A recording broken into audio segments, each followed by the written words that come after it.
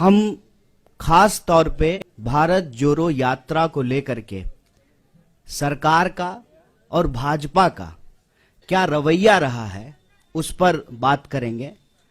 मैं सबसे पहले आपको ये कहना चाहता हूं कि आप सब लोगों ने देखा है शुरू से ही, जब से इस यात्रा का अनाउंसमेंट हुआ है, जब से इस यात्रा की घोषणा हुई है, खास करके भाजपा ने इस यात्रा पर चौतरफा हमला करना शुरू कर दिया। इसके अलग अलग बिंदु हैं। सबसे पहला हमला यह बोल करके किया गया कि भारत तो जुड़ा हुआ है, क्या जोड़ने के लिए निकले हैं। भारत जो है दुनिया की सबसे बड़ी अर्थव्यवस्था बन चुका है। मोदी जी के नेतृत्व में हम लोग जो है दोबारा विश्व गुरु बन चुके हैं। भारत लगातार जो है विकास कर रहा है। तो ऐसी कौन सी जरूरत आन पड़ी है कि आपको भारत जोड़ने की जरूरत है। आप लोगों ने यह सवाल कहीं ना कहीं सुना होगा, देखा होगा, आपके व्हाट्सएप पे आया होगा, आपने जो है अपने टीवी चैनल पे जो है बीजेपी जब बोलती है इसको तो इसको चलाया होगा। और चर्चाओं में भी भाजपा के लोग बार बार ये बोलना शुरू किए कि भारत तो जुड़ा हुआ है, तो क्या जोड़ने के लिए निकले हैं, इसकी जरूरत क्या है।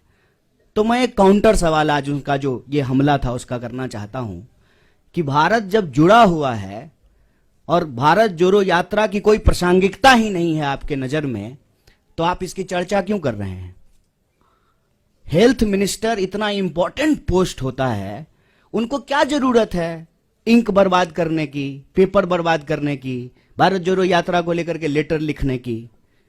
जिसकी जरूरत ही नहीं है उनके नजर में, उसकी चर्चा वो क्यों कर रहे हैं। पहला प्रश्न उनसे पूछा जाना चाहिए। हम ये समझते हैं कि देश जुड़ा हुआ है जमीनी तौर पर, भौगोलिक तौर पर, देश जुड़ा रहे भावनात्मक तौर पर भी, क्योंकि देश हमेशा देश के लोगों से बनता है। लोगों को हटा करके कोई देश नहीं होता है। देश के लिए लोग भी जरूरी होते हैं, जमीन भी जरूरी होती है, और देश की संप्रभुता, उसकी आजादी भी जरूरी होती है। हमारे पास संप्रभुता है और उसी संप्रभुता के आधार पर जो है हम अपनी सीमाओं को लेकर के, सुरक्षा को लेकर के सरकार से सवाल पूछते हैं कि हमारी संप्रभुता अक्षुण्ण रहे। देश हमारा जमीन से जुड़ा हुआ है, लेकिन देश के लोग भी जुड़े रहे ना।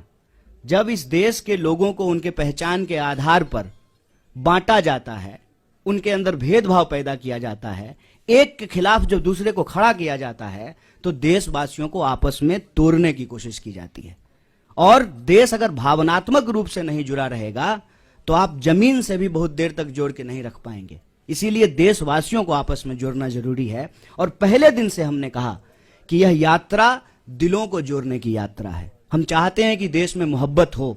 यह जो नफरत की बयार लगातार बह रही है, इस नफरत को हराया जाए, क्योंकि अगर नफरत का माहौल रहेगा तो देश के भीतर जो बुनियादी सवाल हैं, रोजी रोटी, कपड़ा, मकान, शिक्षा, स्वास्थ्य, सड़क, बिजली, पानी, ये मुद्दे गायब हो जाएंगे राजनीति के विमर्श से। हमारी मंशा बिल्कुल साफ थी। तो जो लोग ये पूछ रहे थे उनको ये समझना था, ये सवाल खुद से पूछना था कि क्या जब इस देश में भर्ती घोटाला होता है, भर्तियां नहीं होती हैं, जब किसी इंसान के साथ सरेआम मारपीट होती है, महिलाओं के साथ बलात्कार होता है, तो आपकी भावना नहीं टूटती है, नौजवानों के सपने नहीं टूटते हैं। उसी भावनाओं को जोड़ने के लिए, उसी सपने को जोड़ने के लिए यात्रा है। तो पहला हमला उन्होंने ये किया कि भारत जोड़ो यात्रा की जरूरत क्या है।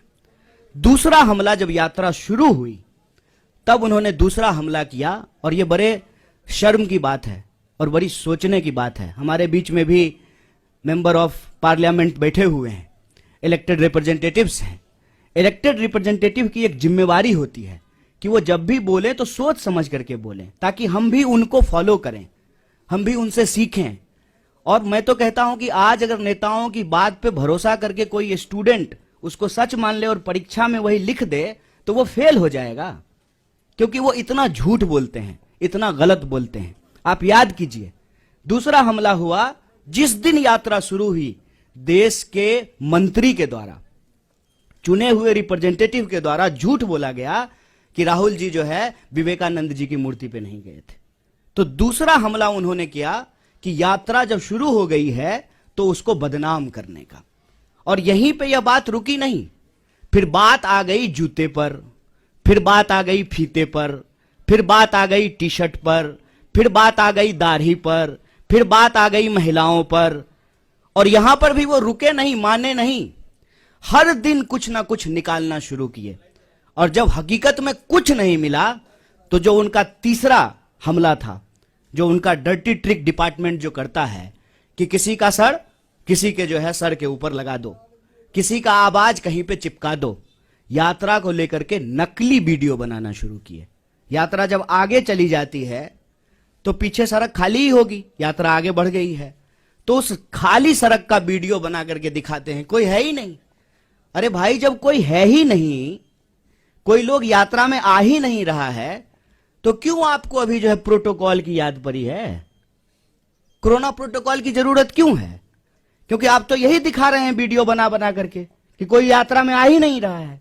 जब कोई यात्रा में आ ही नहीं रहा है तो क्या पेड़ को मास्क पहना दें कि सड़क जो है लपेट करके कंधे पर रख दें राहुल जी के कि नहीं नहीं आप आगे बढ़ गए हैं, सड़क को पीछे कैसे छोड़ दिए हैं, इसको भी लपेट करके कंधे पर ले जाइए।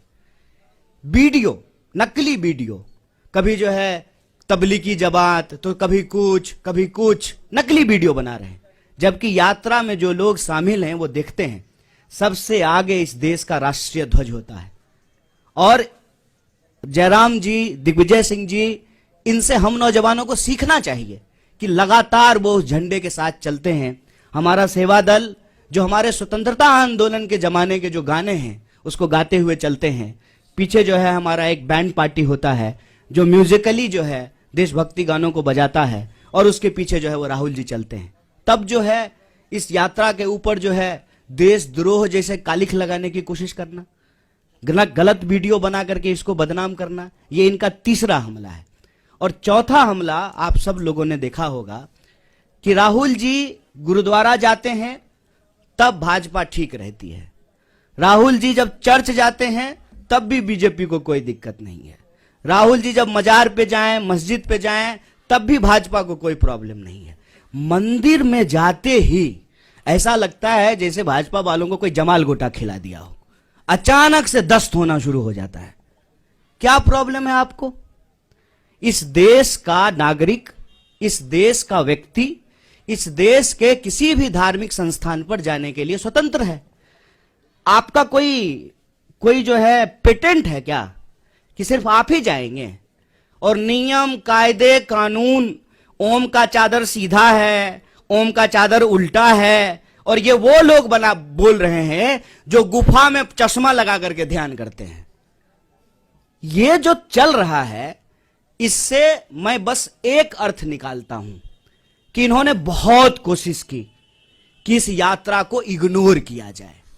इनसे इग्नोर नहीं हो पा रहा है। बहुत प्रयास किया, बहुत समझाया अपने कार्यकर्ताओं को कि यात्रा गुजर जाए, बिल्कुल खिड़की दरवाजा बंद कर लेना। इंसान की अपनी भी इच्छा होती है, इंसान की अपनी भी बुद्धि होती है। लोग खिड़की दरवाजा बंद कर लिए लेकिन छत पे चले गए भाजपा ऑफिस के और वहां से जो है यात्रा को हेलो हाय करना शुरू कर दिया। क्या करेंगे? क्योंकि यह यात्रा जिन सवालों को लेकर के चल रही है ना, वो कांग्रेस के सवाल नहीं है, वो देश के सवाल हैं। ये यात्रा इसलिए है कि इस देश में दिहाड़ी मजदूर आत्महत्या कर रहे हैं, रिपोर्ट उठा करके देख लीजिए।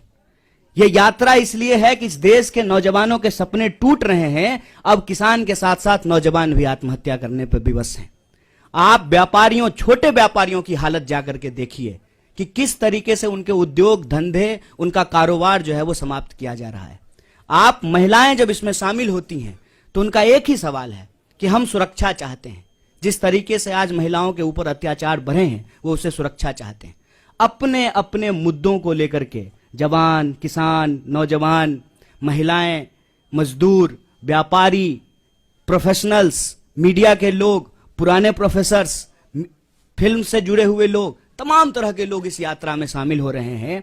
और जो दल की सीमा है, उस दल की सीमा से परे जाकर के यह यात्रा देश की यात्रा बन चुकी है। इसीलिए इनका जो क्लेम था ना कि सबसे बड़े देश के लिए, देश हित में सोचने वाले ये हैं, तो ये एक्सपोज होना शुरू हो गए हैं। और इससे इनको घबराहट है। इनको मालूम है कि कांग्रेस पार्टी इस देश की सबसे बड़ी विपक्षी पार्टी है। इस पार्टी ने इस देश को आजादी दिलाई है और आजादी के ऊपर जो आंच आई है उसको लेकर के डट करके कांग्रेस सड़कों पे उतर गई है, खड़ी हो गई है। तो अब इनको चिंता सताने लगी है, इसीलिए अब नया बहाना आया है। कोई समझाए इन प्रचंड मूर्खों को, कोरोना बहाना नहीं, बीमारी है। ये ऐसा नहीं है कि स्कूल जाने का मन नहीं है तो बच्चा नहीं करता है, मम्मी दांत में दर्द हो रहा है। ये बहाना नहीं है, ये बीमारी है। और इस बीमारी को लेकर के राहुल जी इस देश के पहले नेता हैं जो सरकार को सबसे पहले चिट्ठी लिखे थे। और ये वो लोग सवाल पूछ रहे हैं। मुझे तो कभी लगता है कि कुछ स्पेशल रिलेशन है बीजेपी का कोरोना से। उसकी रैली में नहीं जाता है, दूसरी की रैली में चला जाता है। और डे नाइट का सेंस कितना है कोरोना को, दिन में हो जाता है, रात में नहीं होता है। आप लोगों ने देखा ना, पार्लियामेंट में कोरोना था, मास्क लगाए हुए थे। शादी में जाते जाते कोरोना चला गया, छुट्टी पे चला जाता है, आराम करता है। ये मजाक बना दिए हैं। हम बार बार कह रहे हैं, शुरू से लेकर के आज तक कोरोना को लेकर के हमारी पार्टी गंभीर है। और जो साइंटिफिक प्रोटोकॉल होगा वो सबके लिए होगा। ऐसा तो नहीं है कि बीजेपी के लिए नहीं होगा और कांग्रेस के लिए होगा। ऐसा तो नहीं है कि दूसरे आयोजन होंगे, ये आयोजन नहीं होगा, वो सबके लिए होगा। तो उस पे जो है हम उसको फॉलो करेंगे, जैसे पहले फॉलो किया था। और सरकार को भी बताएंगे जहां सरकार गलती करेगी। और जनता के सवाल को लेकर के जो ये यात्रा है, रोजी रोटी, कपड़ा, मकान, शिक्षा, स्वास्थ्य, सड़क, बिजली, पानी के जो सवाल हैं, ये यात्रा भी चलेगी। इनको जितना दम लगाना है लगा लें। ये इग्नोर करके देख लिए, बदनाम करके देख लिए, मंदिर क्यों जाते हैं, मस्जिद क्यों जाते हैं, टी शर्ट कौन सा पहन लिया है, ओम का चादर सीधा है कि उल्टा है, इन्होंने सब कुछ कर लिया। लेकिन यात्रा देखते देखते, हेलीकॉप्टर से नहीं, ट्रेन से भी नहीं, पैदल चल करके, पांव से यात्रा कन्याकुमारी से दिल्ली पहुंच गई। और दिल्ली जब पहुंच गई है ना, तो दिल्ली की तख्त जो है इनको हिलती हुई नजर आ रही है। तो एक बार और रिमाइंड करा देते हैं उनको, जो पहले भी कहते थे, इस यात्रा का उद्देश्य इलेक्शन नहीं, इमोशन है। आप इमोशन साफ रखिए। इस यात्रा से आपको कोई थ्रेट नहीं होगा, क्योंकि हम इस यात्रा के माध्यम से भीड़ नहीं जुटाना चाहते हैं। हम चाहते हैं कि इस देश के नागरिक अपने सवालों को लेकर के, नागरिक, भीड़ नहीं, अपने सवालों को लेकर के इस यात्रा में शामिल हो। और यह यात्रा जिस तरह से कन्याकुमारी से चली है, यह यात्रा कश्मीर तक जाएगी, यही हम लोगों को उम्मीद है। और आप लोग सब अपने तरीके से इस यात्रा में शामिल हो रहे हैं, जुड़ रहे हैं। एक बार फिर से आपको बहुत बहुत धन्यवाद।